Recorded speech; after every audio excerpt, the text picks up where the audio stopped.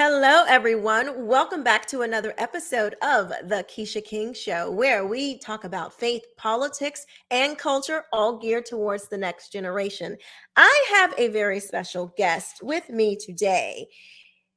She is a Christian conservative, author, speaker, political commentator, and social media influencer. Born and raised in Africa, she came to the United States at the age of 19 to attend college, where she earned a degree in business administration. After working for a large bank for 3 years as an investment advisor, she turned her, after working for a large bank, for 3 years as an investment advisor, she started her own business. By age 27, she had a thriving small business with several employees. In recent years, she's been making a transition from business to political activism. She's married to her college sweetheart and is today a mother of three. Welcome, everyone, to Melissa Tate. Thank you, Keisha. Thank you so much for having me. I'm excited to be on the Absolutely. show. I am so happy to talk with you. You are like one of these people that when I see, I feel like you're like a friend in my head. You know what I mean? Like we did meet at the Faith and Freedom conference in Yes. 2021. But you just always come across as just down to earth and very approachable and just very friendly. So I am so excited to have this conversation with you because um I feel like people need to hear more of your story. Not that, my little show can hopefully, it will help, but you have hundreds of thousands of followers, 500,000, I believe, on Twitter. And, I mean, your influence has really made an impact in the conservative movement. So I am just like super excited to talk to you. Well, thank you so much, Keisha. Yeah. Awesome to be Um, on the show. Thank you. I really appreciate it.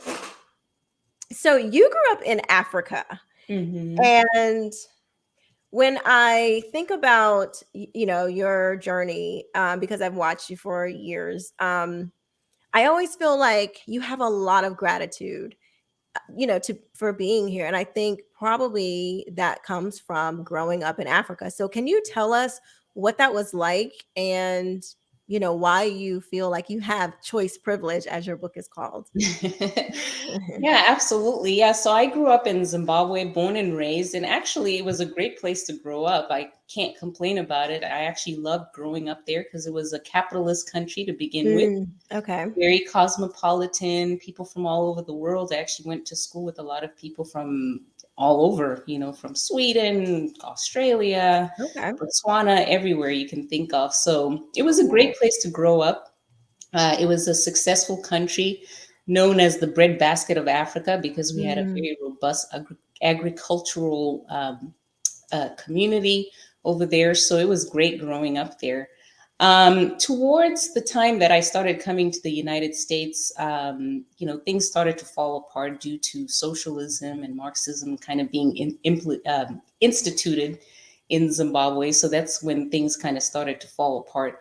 But mm, I came to the United States to study, which is very typical for a Zimbabwean family to do. So it okay. wasn't like I was trying to escape anything. It's just kind of what Zimbabwean middle class families do. They send their kids to study abroad Mhm. because we only have like one major university, and you pretty much have to be a genius to get to get into that Wow. university. And I'm no genius, so the rest of Mm, us end up overseas somewhere, either Australia or the UK, the United gotcha. States. So I came to the United States literally at 19 with nothing but a Mhm. suitcase full of clothes and $300 in my pocket. And I pretty much had to figure it out because it Mhm. actually happened during a time that our country was going through a very devastating economic collapse. I'm Mm. sure maybe some of your audience may have heard about what happened in Zimbabwe, but we made the Guinness Book of Records for the worst inflation in the history of the world. I've heard about that. Yes. Yeah. So we're very famous in that sense. Infamous. It's like Infamous, yes, yes. that is so So, coming here was like a miracle because my mm, mother could not afford to send me here, but because she's a person of faith, she declared mm, that, the Lord was going to provide according to his riches and his glory. So you're going to go Amen. there by faith. So by faith, I arrived $300 in my Yeah. pocket and a suitcase, and the Lord indeed provided. I was able to pay my way through college. I graduated with a business degree. I worked for an investment bank for about Mm-hmm. 3 years, and then I started my own business in e-commerce at a time when e-commerce was just really beginning to take off. Mm. This was like, I guess, 2009-ish. And my business just took off more than I ever expected it would. It started out Wow. in my spare bedroom. I would come home from work and just get on the computer, Yeah. fill orders. And then I started making more money than I was working for corporate America, working from my spare bedroom. So I Mm. quit my job, just started doing my business full time. Before you know it, I needed an extra person because I couldn't keep up with it. So I hired one person in my spare bedroom still. Wow. And then a few months later, I hired her husband, and it was just now like, okay, my husband is like, okay, we need to take this operation outside of the house. Wow, So, that's incredible. so at the height of it, I had about 5 full-time employees, and we were making 6 figures in revenue. So it was just Wow. amazing. So that was me at age 27 with a business that was doing 7 figures in revenue, Mm. traveling around the world, just living the American dream. So Yeah. I really am grateful for that, because that's something that is very unique to the United States, that you can Mm. achieve that within Yeah. less than a decade. So that was amazing. Gosh, that is so inspiring. Was it like a physical product or Yes, like it what? was. It was like hair extensions and beauty Oh, products okay. for women. So I actually just sold the Yes. business. Yes, I sold the darling. business to a Floridian not too long ago. So Very nice. Well, Mhm. congratulations. I mean, gosh, that Thank is such you. a, I mean, coming from a different country and then, coming here with, $300 and just what you had in your suitcase and turning that into an, I guess, a mini empire at least. That is phenomenal. I would call it an empire. Thank you. Thank you. Yeah, Yeah, it that was a is blessing. yeah, it really truly is, and it just goes to show you what you can do in America. I mean, I just Mhm. don't know any other place that you can just do that. I mean, there are other free nations, but America No, is just it's that. very unique to America, and that's when I started to hear this narrative that America is systemically racist and oppressive to minorities. I was like, Mm, what? right. I couldn't believe it, because I Yeah. mean, so many Americans went out of their way to help me. When I Mm, first came to the United States, many of them were white. mhm. I just felt so welcome when I came to this country. I Yeah, never you felt were like probably like, "Wait, where are all these racist people at? Where I are know. they?" I'm like, where are all these white supremacists they're talking Right. about? Like, "What? I didn't even know this was happening. We got like, where is this?" I know. It's It is so unbelievable. crazy. And when I came to the United States, this whole idea of race wasn't even a thing. It was never in the news. It was never even discussed. I Mhm. just grew up. I mean, I just went to college with Yeah. people of every race, and everybody got along, and worked in all these places, and everybody got Mhm. along. So I never saw this that they're talking about. Yeah, I So agree because I'm sorry, go ahead.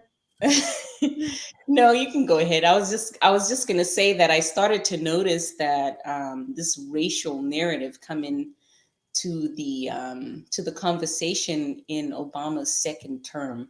That's when I Mhm. started to hear it, and I was like, huh? Yep.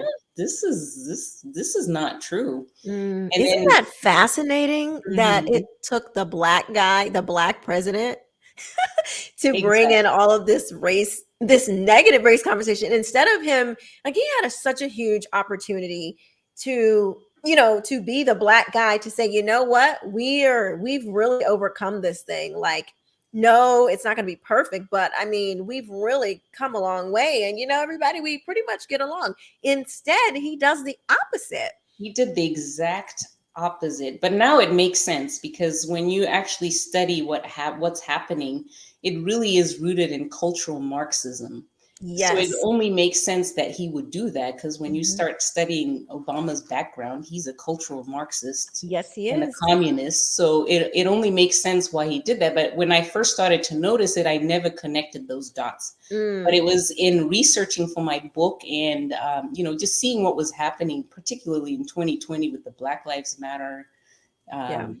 protests and all of these things that were happening, Mhm. that I really started to connect those dots of, the identity politics with Right. the cultural Marxism. And I actually started to connect it back to, Zimbabwe, because the same thing actually happened in Zimbabwe. And I actually had never connected those dots either, because Mm. basically the economic collapse that we had in Zimbabwe actually started when our president pivoted from the narrative of unity, because we do have a white population in Zimbabwe, Mhm.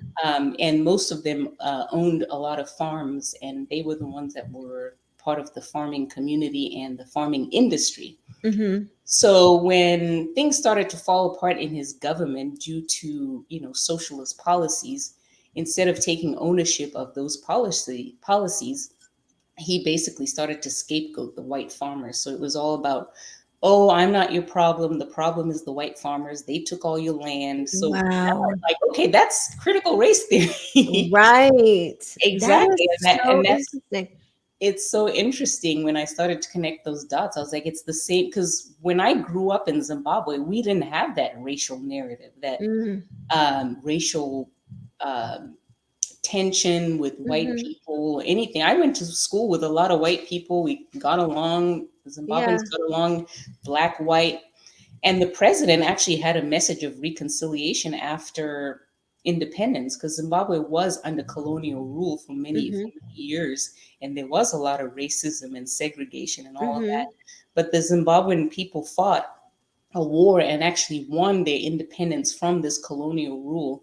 And Wow. when the president came to power, instead of bringing up those wounds of colonialism and so forth, he basically said that we're going to move forward as Zimbabweans, black, white, everybody's going to move forward. We're going to come together and Hmm. leave the past in the past. And that was Yep. great. Right. So I Right. grew up in a great country, capitalist, where blacks and whites, live together in harmony. Yeah.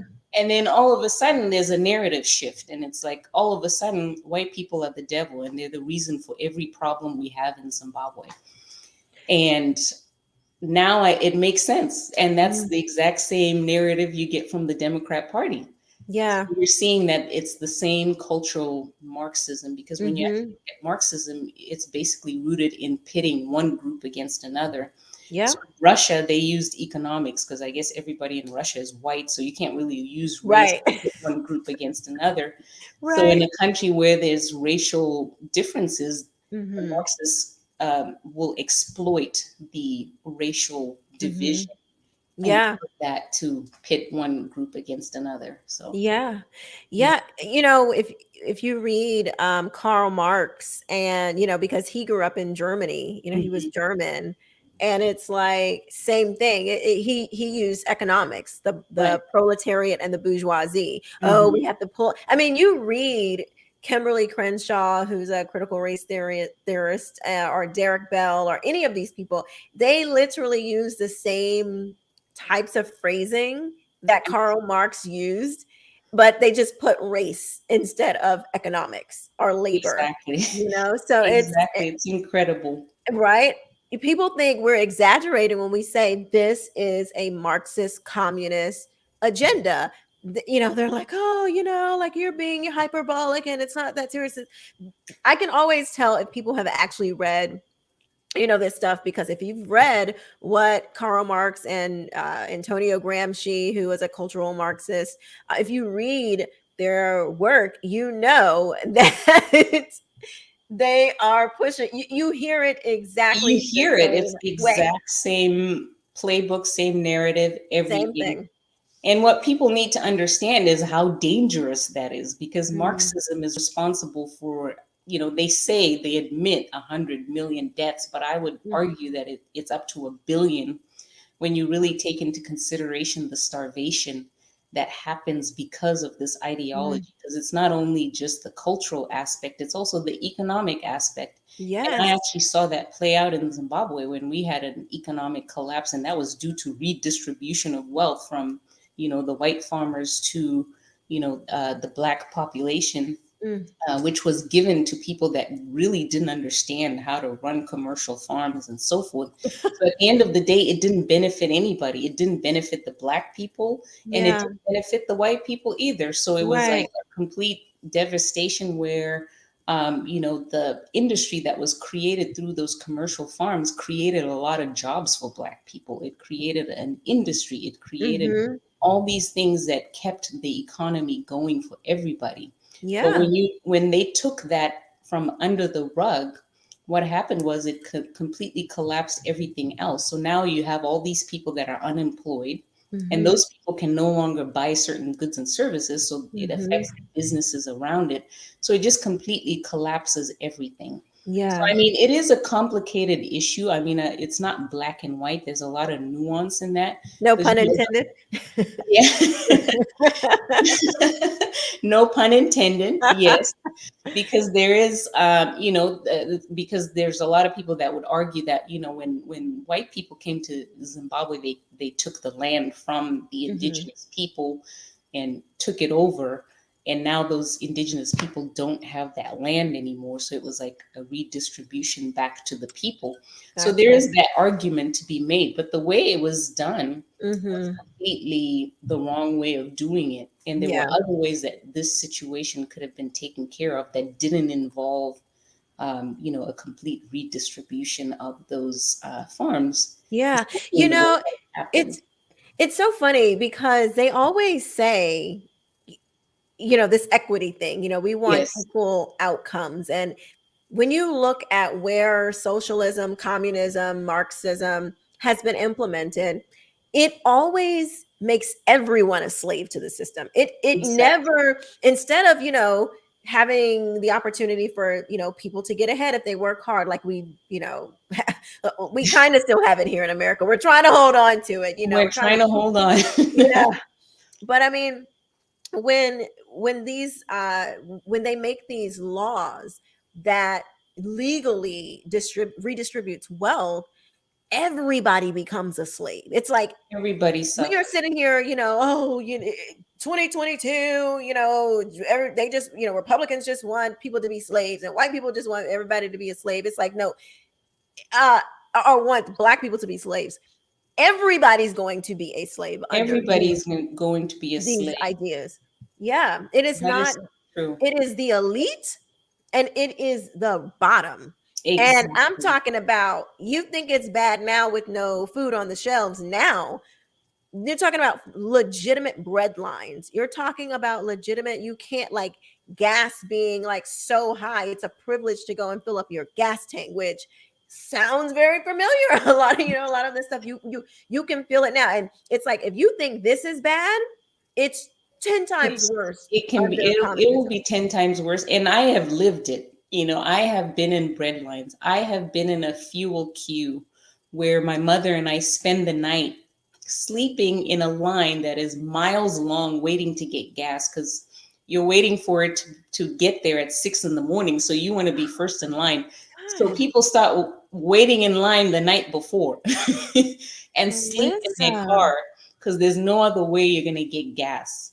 Oh my I have lived God. it where you walk into the supermarket and there's nothing on the shelf, and everything you get is on the black market. You've got a chicken dealer, you've got an egg dealer, Jesus. you have all these things. I have lived it to where, my mother had life savings. She had insurance, Mm-hmm. life insurance. She had things like for what would be an equivalent of a 401k, to Mm-hmm. where all of that came to nothing, to where, she can just go use that money to go buy groceries because the Yeah. inflation was so bad. I remember one time that my mom and I were in the supermarket, and you're putting things in the cart, and then when Mm-hmm. you get to checkout, the price has gone up. That's how quickly. By the time you put Yes. it in the cart at one price and then you go to check out and it's a whole nother And price. they're telling you, sorry, we've recalculated it. in the same visit. I'm not Girl, talking about the stop. next. That Yes, is wild. yes, yes. Oh my gosh. I have a friend. Her family's from Venezuela, Mm-hmm. and she was telling me about the devastation that's going on there, and she was like, people really don't know, and she was telling me very much what you're saying. Like, I've heard this rhetoric before. This is exactly what happened before. What is his name? Hugo, is it, what is his, I don't I know what forget. his Is it name Hugo is. Chavez? Not Hugo. I Not forget his Hugo name, Chavez. I but forget his name Maduro, too. It's like at the Maduro. top of the tip of my tongue, Is but it I Maduro? can't.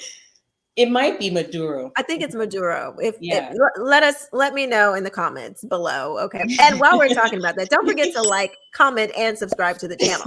Anyway, um, but she was telling me that if she tries to even send like food or money to her family, the government intercepts the packages and will just take whatever and just like kind of pass along whatever they feel like passing along. She said that Wow. sometimes when they have spaghetti nights or spaghetti, it's literally noodles, dry, just no pasta, no sauce, no meat, just a plate of The noodles. situation in Venezuela sounds like it's 10 times worse than what happened in Zimbabwe. It Oh sounds wow. really bad. I mean, things were bad in Zimbabwe, but people were not eating their dogs from what I hear is happening Yeah. in Venezuela, which is just heartbreaking. Yeah, You because know, these were just like your mom. Like she said, her family, they are educated. They had, 401ks and savings Mhm. and, good jobs, and all of this stuff. And she said they were voting, it sounds good when they're getting up there and giving these wonderful speeches, and it sounds good. You don't want to be on the side of, you know, It the sounds bad. racist or the party that's keeping everybody down, the bourgeoisie, so you're like, yeah, you want to kind And of vote that's for the underdog or whatever, but it's never like what it seems. exactly, and that's the tragedy of it all because I remember growing up. I mean, my family, including my mother, they were for it, to begin with, because it all sounded good. Oh yeah, we're gonna give power back to the people. We're gonna give, Ah, the indigenous people are gonna be able, but it never really goes to the average person. right. It was just basically given to the government cronies, and nobody really benefited from it, and it Yeah. just completely devastated everybody else in the economy. Mm-hmm. So that's how Marxism works. So Mm-hmm. you still have a small rich elite that are not affected by this, but everybody else, the middle class, it completely wipes out the middle class, plunges them into poverty, and then the Right. poor only get poorer, Mm-hmm. and then you have Mm-hmm. that tiny rich elite that just sits on top of everything, Yeah.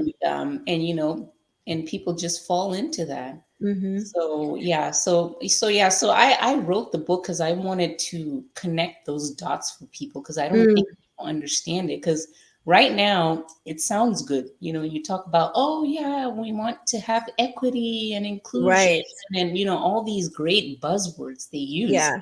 It sounds great, and it sounds Mhm. like, how would anyone even oppose this? Right. But you really just have to peel off one layer and truly see what is behind this agenda, and you'll Yeah. understand that this is something that is going to destroy lives, not only for the Black people but for the entire country. Yes. And so I just had to speak up about that so that people understand what is really going on. Yeah, and I'm so grateful that you did. One sec, I'm gonna pause it right here because I have your book, Okay. but oh, I forgot to bring it out here. I think it's on my nightstand actually. All right, Oh, we actually can no. go get it if you need to. Okay, actually no, it's right I here. have one here too. Yeah, but I wanted to hold it up. So okay, we can Okay. continue. So it's really good that that's why it's so important for our children to get educated, and it's so great Mhm. that you wrote a book. And go grab this, everybody, and stick around because we have a special gift for everybody that's watching. But it's so great that you wrote this book so people can connect those dots. And it highlights why it's so important for our children to be well educated, Hmm. because if you know what happened in places like Zimbabwe, if you know what happened in countries like Venezuela or Cuba or the Soviet Union, or and on and on and on, or what's happening in China, the Hmm. communist China, North Korea, in these places where it's top, everything is from the top, and your total dependence is on the government, you won't vote for these types of things, and you will be able to recognize what it is when you hear it. But I think it's part of the plan to keep our kids all, dumbed down and just believing whatever, they say coming down from the top. It is part of the plan so they can raise up their little activists and continue their Marxist agenda. So, Yep, absolutely. that is what critical race theory, in which your book is about, that is what it does. And you hear a lot of times with these parents, is particularly Black parents, who don't really understand. They think it's, oh, you just don't want to teach Black history. It's like, do you understand, if these people get what they want, you're not going to be thinking about Black history. There will No, we are be not. no Black history. You won't get to go into Target and buy your little, No, Black you won't. history shirt, because you will be completely broke. Exactly.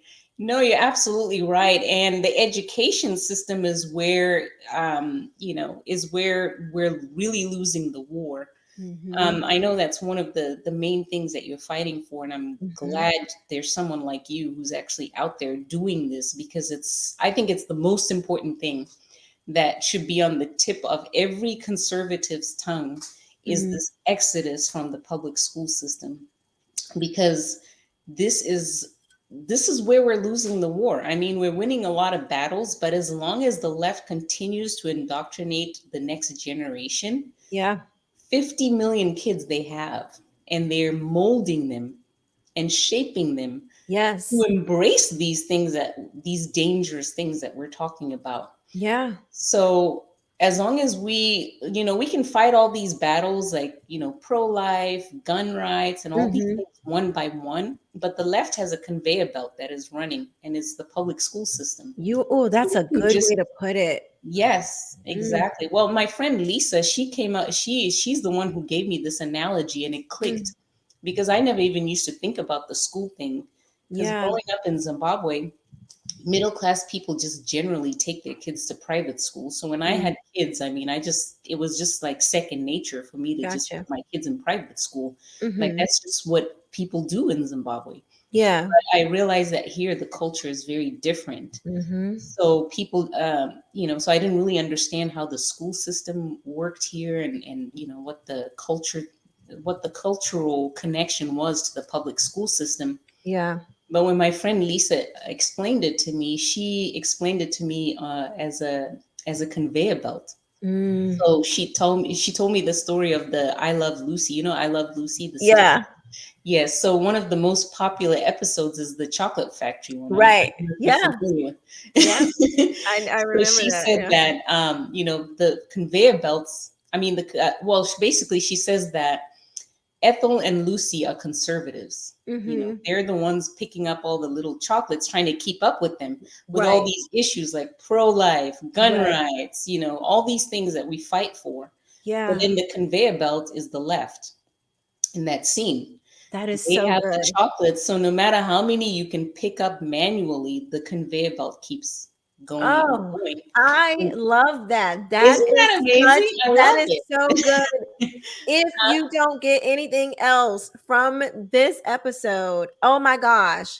The Yes. conservatives are, we're trying to fight these mini battles, Hmm. putting out fires basically. Okay, oh, a little over here, a little over there, a little there. Meanwhile, the left has got this Conveyor belts. machine that's 50 just million turning chocolates. out.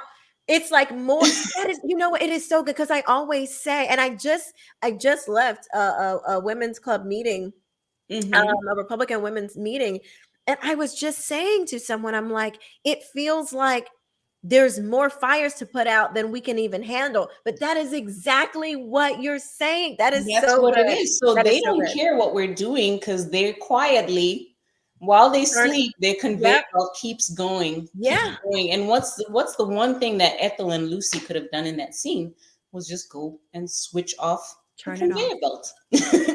That's all you have to do. Melissa, you have solved our problems.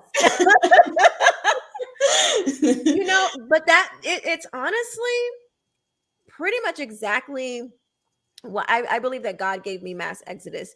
And this was right when all parents were called domestic terrorists. And Mhm. I just thought, first of all, I was just so pissed, because literally all we are doing is demanding what you tell us that our kids are going to get in school when we Right. drop them off. Like you said, if we entrusted them to you for 7 hours, they would learn reading, writing, math, language arts, all those things. When we found out that wasn't happening and they were learning everything else but that, Mhm. we obviously were upset, and we Right. rightfully so Mhm. wanted our kids to get back on track, have be up to this be on the education level that they needed to be on. Right. And because we were rallying, protesting, writing letters, demanding that you teach our kids, demanding that you do your job, basically, we are domestic terrorists. It's And I was like, unbelievable. you know what, I'm out. Like I in my head I was like, turn it off, I'm done. You turned off the conveyor belt for yourself. I did. And here's the scariest part of what she told me when she gave me that story, because the visual just was like, wow. And from that day forth, I was like, school choice is the number one thing that conservatives need to be fighting for, no Yes. matter what, because everything else is just, you're literally spinning your wheels. So she said that, well, basically she said that, those 50 million kids, that's out of those 50 million kids, if they just had a 10% success rate, that's 500,000. No, that's 500,000 AOCs. Think about that. Oh God. That's Blessed 1%. That's Jesus. 1%. Help me with my math here. 1%. 1%. That's, yes, 1%. So it would be 50 5 million. million. 5 million would be 10%. Yes. Okay, right. So Okay. 500,000 AOC. That's just a 1% success rate of what they're doing, because they used to wait till college to indoctrinate children, Mm-hmm. and now, at least in the last maybe 5 or 6 years, they now start at kindergarten. So now it's Kindergarten. no longer, oh, you got to watch for taking your kids to on the college level. Right. Now they've started the indoctrination starting from kindergarten. So It you're is.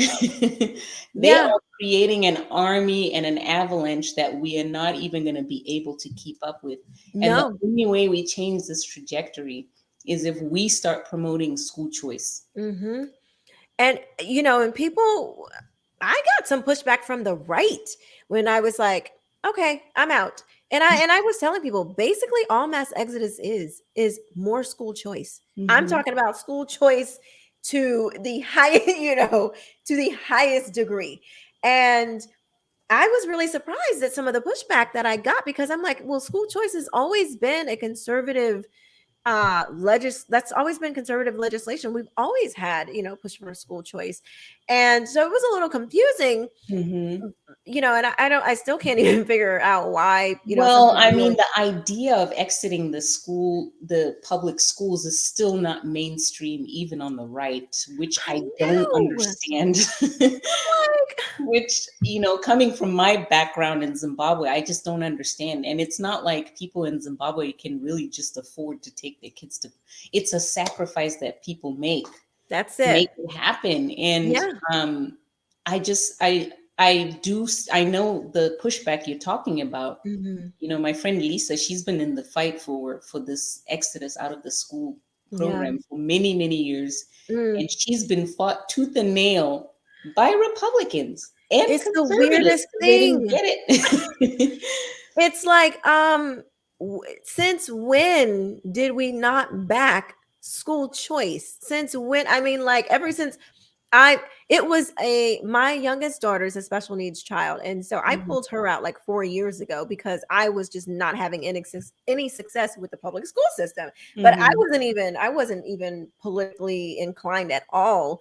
Right. Well, actually I guess it's been longer than 4 years because that was probably about 2015. Um, Mhm. but it was a conservative, a Republican senator who, or yeah, I think he was a senator or at least or a congressman who had this scholarship. That the scholarship that she gets today was started by this Republican senator, where your tax dollars, your Mhm. money, Yeah. it's your money. More All you're money. doing is taking your money and putting it towards where you want your child to go. I mean, I'm It's a what is no-brainer. the like why is that a problem? Like I'm really confused here. And we should stop calling them public schools because they're not public schools, they're government schools. And as There you go. conservatives, we want government out of everything except educating our kids.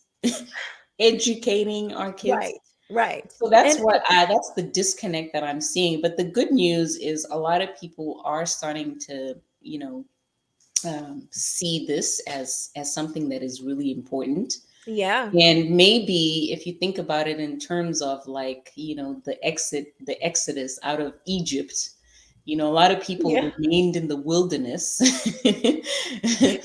and only a few went into the promised land. So maybe we need to look that's at it right. as a fight for the parents that maybe have a 3, 4, 5, and 6 year old, Hmm. and then just see the other ones who are now already in sixth grade, seventh grade. They're Yeah, already in the system. It's going to be really hard to convince them that they need to yank their kids out of that system. yeah, We can start with the younger yeah. generation of mothers who have younger children that are not too ingrained in the system to not be able to get out of it. So they Right. start off on a good note that, okay, your kids starting kindergarten, you need to know what they're teaching in the government schools. Hello. Sexualizing them, teaching them that they're not a boy or a girl. They are, teaching critical race theory, Hmm. racializing everything. So Yep. maybe you need to start looking at other options like private schooling, Christian school, and so Yes. forth. And once we have that going, you're starting from a young generation. So it may Hmm. take 20, 30 years to really reverse course from what is happening. But if you look at how the left has done it, they've done it over 50 years. They weren't Yeah. trying to get this done quickly. They Yeah. were patient. They've been doing this systematically over a Yeah. 50 to 60-year period. And we have to have that sort of a vision of we need to start doing the right thing now. So people who are starting first grade, kindergarten, need to start looking at school choice as something that is important to them and not just putting their kids in the government school, because that's kind of, Right. it seems like it's just a reflexive action for Yeah. Americans. They don't ever stop to think about it. It's always, oh, I gotta, have my kid in this school system, Hmm. in this neighborhood and so forth. So Right. they never go through this thought process of what is my child actually gonna have? Is there gonna be any type of Mhm. character development and cultural things that they're also getting from Right. the education system, just besides the math and the English and so forth? Yeah. Mhm. It is really, sad, especially because to me, the evidence, like, you have people like James Lindsay, who's been, Mhm. spitting out all this evidence, Chris Rufo, Moms for Liberty, Moms for America, myself, we post the information and it's like, okay, to me, I'm like, okay, we can move on with the debate of if it's really in the schools. Now Mhm. that we know that, right? To me, the next logical step is to do something. Is to You know, do something. yeah, it's like if we can't, since we are not having, the teachers unions aren't going to listen to you. The left is Mhm. not going to listen to you, No. but they listen when money is involved. So it's Yes. a twofer. You pull your kid out of these government schools Mhm. and you get them into a better learning environment. Okay, so now they're on the right track. Now they're going to get a great education. But it also takes the money with them. So Yes. when they go to make their budgets, for the year. Like our county here, we have a $2 billion budget for our school system. So when they go and they've seen their budget shrink by 3%, that's a There, problem. And so exactly. now you will have Now you leverage. have leverage. Yes. And so I'm Exactly. like, it's like trying to explain to me. This is so simple, and yes, you're right, it is a sacrifice. Trust me, it financially it is a sacrifice, because my daughter has a scholarship, but it doesn't take care of everything. And then my oldest daughter, I pulled her out about a month ago, and she's doing, it's just been fantastic. But she's in a homeschool co-op, but I don't, that's It's all out of worth it. pocket. But it's a sacrifice. But I'm like, okay, I have a short window Mm-hmm. to get these kids the education that they need. I can't, Right. and I just don't, honestly, Melissa, I am not comfortable leaving my children in a system that I know is corrupt and bad for Yes. them. Like, I am not comfortable, like, okay, well, I'm fighting, I'm writing letters, and I'm emailing, and it's like, I've already identified that this is It, nonsense. Like, I don't it need, just you don't need to convince me anymore. Like, and now the onus is on me as a parent to say, okay, now I got to do something, because it's clear you are not going to teach my kid to be a racist. You're not going to teach them that because they are Black, they are automatically, oppressed. oppressed. Mm-hmm. You don't get, you're not going to teach them, you're not going to psychologically damage them, no thank you. And you're not going to teach Exactly. them basic, you're not going to teach them to go against basic biology. Okay, I'm not playing this game with you. Well, I mean, the response has been, the mainstream response is, oh, we got to go to these school boards and we got to, make noise and do all these things. And I think that is okay to do, because not Yeah. everybody's going to be able to exit these systems. Mm-hmm. So I still believe in fighting the school boards and Absolutely. that approach as well. But I feel like the main approach is just getting out. Like Yes. saying, it just doesn't even make sense. Like, I am not going to, because that's who these people are at their core. So I am not going, just because they're banned from talking about CRT, I'm still putting my child with that person who has that philosophy. And Yes. you don't even have anything for you to know that they're not going to teach them that. Right. But I have always believed in the philosophy, being a Christian, I am not going to leave my kid with somebody who's not a believer for 8 hours a day, Yeah. 5 days a week, for Yeah. 12 years. You know what I mean? Ooh, I I'm just wonder how much extreme like time. that. But That's a good calculation. I'm gonna calculate that and see exactly how much time that is. But yeah, that's good. it's a lot of time. That's a And if lot you're of not time. homeschooling your kid is spending more time at school and with their teachers. And Mm-hmm. for me, it is so important that wherever they are, it is somebody who's instilling the exact same values that I'm instilling at home. I Yeah. don't want to drop them off with somebody or with an institution that doesn't have the same philosophy and cultural and worldview that I have. Right. And Yeah. it's so important, but people don't think like that. But then it starts to manifest later on in life, because I Mm-hmm. see it. Like when I go to speak at these events, people come to my table in tears, Oh, talking about how their kids won't even talk to them anymore because they think they're racist. I've heard the same stories. It's heartbreaking. It It really is is. heartbreaking. Oh my They'll come up gosh. and talk to me about, how they spend all this money taking their kid to a college, and now the kid is basically in their basement, total pothead, Right. loves Bernie Sanders. Mm-hmm. And this is a kid that used to be a Christian and is now Mm. an atheist. So it's like Yeah. Christian parents, conservative parents are outsourcing education to the left. And then they're totally flabbergasted when their children become leftists, Right. atheists, and Bernie Sanders supporters. Right. I mean, there's a disconnect in understanding the what's happening there. Right. And I think it's good that, people like you, people like me are now starting to put this in the ether. And I've seen even Candace Owens Yeah. has made this very mainstream, someone as Yeah. notable as she is, because Yeah. there's really not this talk on the right, and it needs to be the number one issue, because everything else is just spinning on wheels if the left has this conveyor belt going. So Exactly. yeah. Yeah.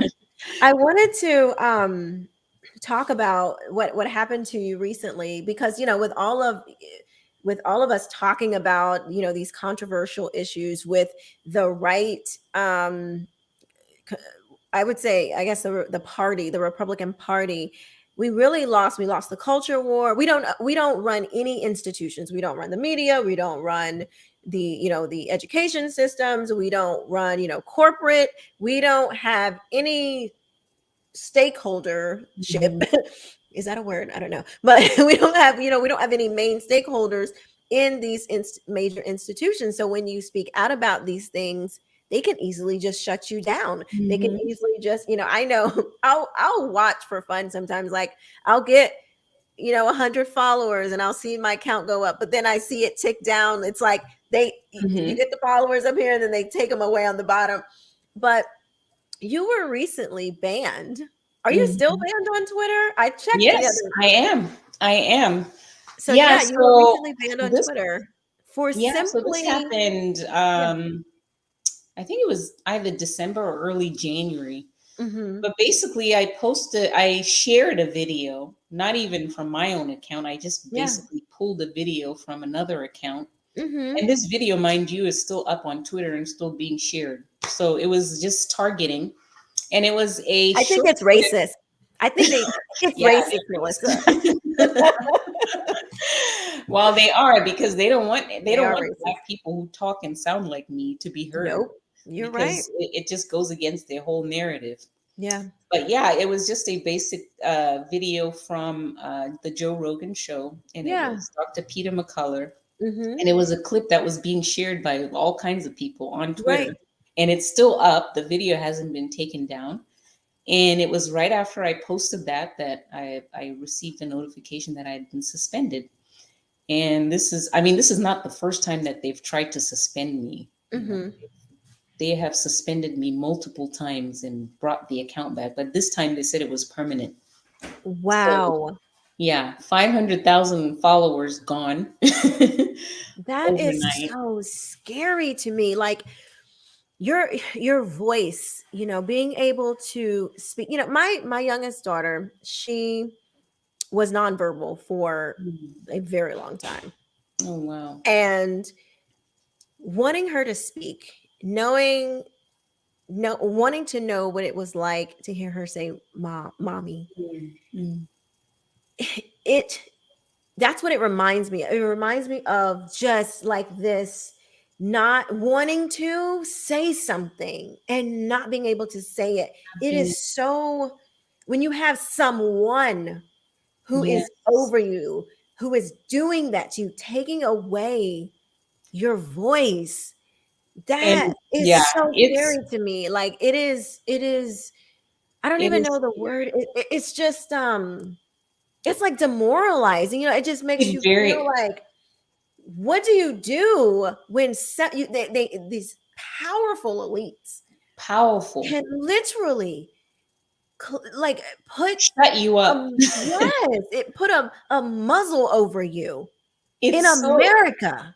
in America. Yeah, no, it really is. You really feel the oppression because here's the crazy thing. From my end, I can still get on Twitter and I can see what everybody else is Yeah. saying and so forth, but I can't say anything about it. So I Ugh, feel like I'm in the room with everybody, but I'm sitting in a corner with the duct tape all over my face in a corner and I yes. can't say anything. I can't be a part of the conversation.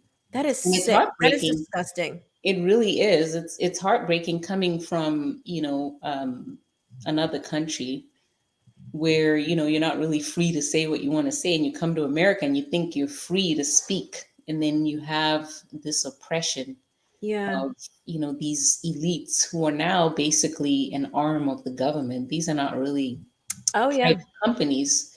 These are Government monopolies. officials. Huh? But Government officials. government officials, exactly, Hmm. they are an arm of the government. That's what They they are. are. I mean, I just posted something on Instagram, and it was my opinion on Joe Biden's crack pipe thing versus what Trump was doing for the Black community. Right. And they slap a misinformation thing on my thing. I'm like, you are not doing this for Trump. You are not out there saying this is, they called him racist for how long? Right. For 4 years. His entire Yeah. administration, his entire His presidency. entire administration, you could post whatever you wanted about Trump and nobody corrected you. Right. Misinformation, they just did that for 4 years. Right. And now that Biden is in power, you say just anything negative about him, they find Yeah. something, and their fact checks don't even make any sense. Mm, They right. don't even make any sense. So it's like you Yeah. are literally the regime. You are the regime Yeah. censoring anyone who says anything that is against the regime. Yeah. So these are not private companies. So every time I hear conservatives saying, "Oh, these are private companies," they're not private companies. These are They are not. monopoly companies that have been given Section 230 Hmm. approval by the Hmm. government, which Yeah. allows them to run basically as monopolies. Yes. And when I hear conservatives, or mostly like Republicans, I say, there's like the Mhm. Republicans who pretty Yeah, much just go party line, and then there's conservatives. I always make the distinction because I feel like right. conservatives are more about the values that we hold, Yes. and Republicans are just kind of like, I mean, anybody could stick an R by their name. Yeah. Clearly, Mitt Right, Romney. Hello. exactly. So, I always laugh because I'm like, monopolies are not even legal. So Mhm. even if you weren't ready to say that they are an arm of the government, which we know that they are, because Jen Psaki herself got up there and said that they were going to basically call up, Facebook, Twitter, Instagram, and be like, listen, Yep. anybody who says anything that we don't want, we want you to shut it down. We're gonna have, I forget exactly how she said it, And they've been but doing that. yeah. So it's like, if the press secretary of the president of the United States is literally on at the podium speaking for the president and saying that she's going to call these people up and tell them to, they have to do better with, basically silencing Americans. Right. You are an arm of the government. Yes. You are. And that is illegal. It It is is. not, it is you cannot, the Constitution does not allow for that. No, it doesn't. And so for these Republicans who are like, well, like you said, oh, well, they're private companies. No, not anymore. No, no, they're not. No, not anymore. They're not. They lost that status when they went and They, competed with the I government. feel they should be regulated as utilities because they're information highways for what is now the Yep. 21st century public square, which is the internet. That's what And I Google, say. Facebook, and Twitter amount for close to 90% of the internet. Yeah. So and they're monopolies. So if you can't operate on those networks, you're Yeah. basically no longer in the You- public square. You're muzzled. Yeah. Mhm. Could you imagine texting your husband and I don't know, some phone company interrupted your message and said, I'm Right. sorry, you can't send that text message. There's misinformation. Right. Could you imagine? But that is exactly what they're doing. Right. They're jumping into your conversation and saying, Mhm. no, you With can't people say who this. have opted into hearing what you have to say. Yes. It's unbelievable. Speaking of, I wasn't planning on talking about this, but when you just said it, that's like what the GoFundMe just did with the truckers. Yeah. They literally, people were like, okay, I want to opt in. I want to help these people over here. These people took over 10 million. Girl, It's now unbelievable. like that's It's some. unbelievable. It just That, goes back to what you were saying that, we as conservatives, we don't have any institutional power right now. When you look at the corporations, I don't know if you know Lance Wallnau, but he kind of coined it as the 7 spheres of influence in a nation, which is, the media, education, um, arts and entertainment, mm, business, family, and I think the Mm-hmm. other one's religion. Mm-hmm. And basically, he said that in the 50s, conservatives controlled all seven of those spheres. And then Mm. slowly over this 50, 60-year period, the left has infiltrated and taken over every sphere of American influence. Oh, And now we're just waking up, yeah. finding out that education is now taken over by Right. Marxists. Everybody at the pinnacles of these spheres of influence is a Marxist, basically. Yeah. Oh, yeah. And And they are true believers in this stuff. they are. They believe this, from the depths of their soul. Well, you You just think know? of a company like GoFundMe, you're thinking that this is just a neutral company that is out Right. to make money. But no, this is now an ideological institution that is Yeah. there to propagate the Marxist regime. Right. And It's it's just insane. unbelievable to Unbelievable. behold. It really is. It's unbelievable. I know this went by so fast. Like I had so many more things that I wanted to talk with you about, but if you could just let everybody know where they can find you online now, and give them the link for your book too. We'll make sure we put it in the description also. Okay, sounds good. Yeah, so I'm still on Instagram and Mhm. I'm also on Getter and what's that other one? Telegram. Telegram. Okay. Yes. So on Instagram, I'm at the real Melissa Tate, and on I'm also at the real Melissa Tate on Telegram, and then on Getter, I'm at the right Melissa. The right, Okay. then right, not wrong, or right, not left. Right. The right Melissa. And then my Okay. website address is realmelissatate.com, Yes. realmelissatate.com, and you can find my book there.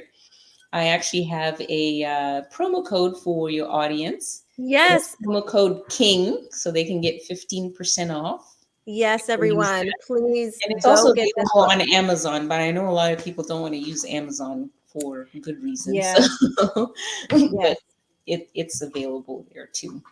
Well, thank So, you so much for that gift to our listeners and our viewers. It has been, I knew this was going to be a great conversation. I wasn't expecting it to go by that fast, it went but by really fast. it went by super, super fast.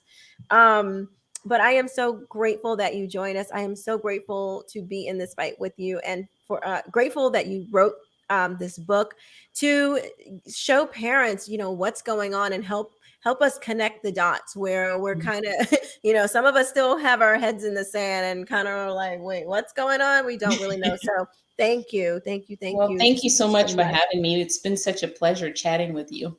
Thank you. Mhm. I will see you guys later. Don't forget to like, comment, and subscribe. We'll see you soon.